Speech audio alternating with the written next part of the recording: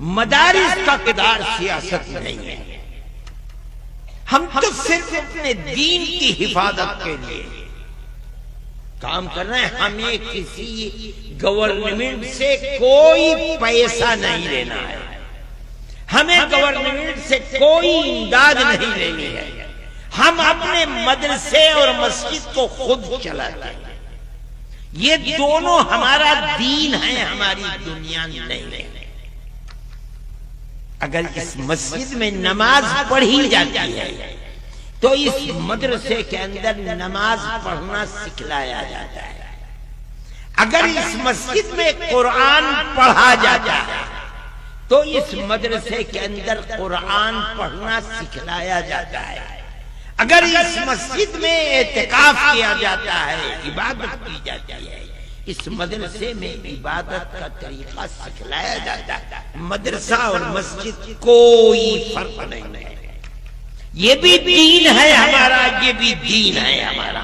ہم اپنے دین کے لیے کسی گورنمنٹ سے کوئی پیسہ نہیں لینا چاہتے. دین کی حفاظت ہم کریں گے خدا کی توفیق سے. 1400 سال سے کر رہے ہیں اور قیامت تک کرتے رہیں گے. ہم مر جائیں گے, ہماری اولاد کو اللہ کھڑا کرے گا. وہ مر جائے گی, اس کی اولاد کو کھڑا کرے گا. دین سرسبز و شاداب ہے اور یہی دین ہے, کوئی دوسرا دین سرسبز و شاداب نہیں رہا. اسلام تو اپنی جگہ کے اوپر زندہ ہے.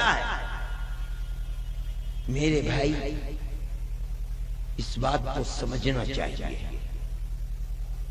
مدرسوں کی حفاظت کرنی چاہیے, ان کو قائم رکھنے کے لیے کوشش کرنی چاہیے.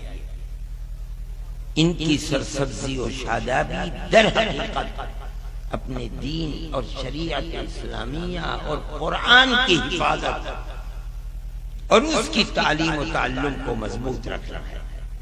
ان کا کام وہی کام ہے جو حضرت ابراہیم علیہ نبینا علیہ الصلوۃ والتسلیم نے دعا فرمائی تھی. اس میں سے ایک چیز تعلیم, جو بالکل ریڑھ کی ہڈی ہے دین کی.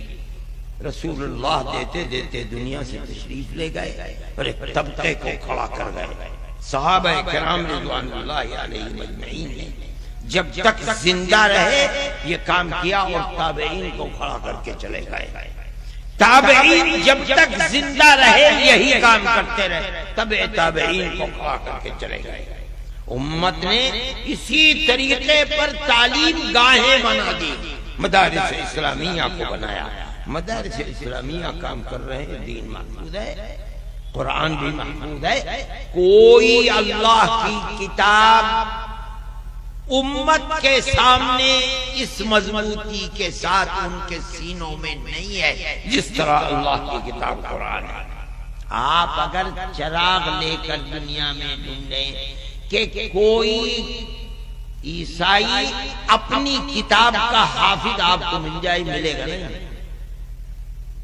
کوئی یہودی تورات کا حافظ مل جائے آپ کو نہیں ملے گا. یہ اللہ کی قدرت کا کرشمہ ہے کہ ہمارے اس ملک کے اندر ہی آپ لے لیجئے. میں کہتا ہوں کہ ملک میں لاکھوں مسجدیں ہوں گی لیکن مسجدیں کم ہیں اور حفاظ کی تعداد ان سے زیادہ ہے.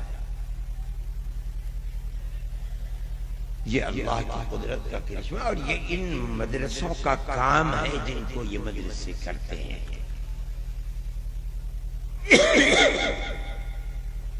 مدرسوں کی آبادی کے اس طریقے کی پوری امت کو مل کر حفاظت کرنی چاہیے.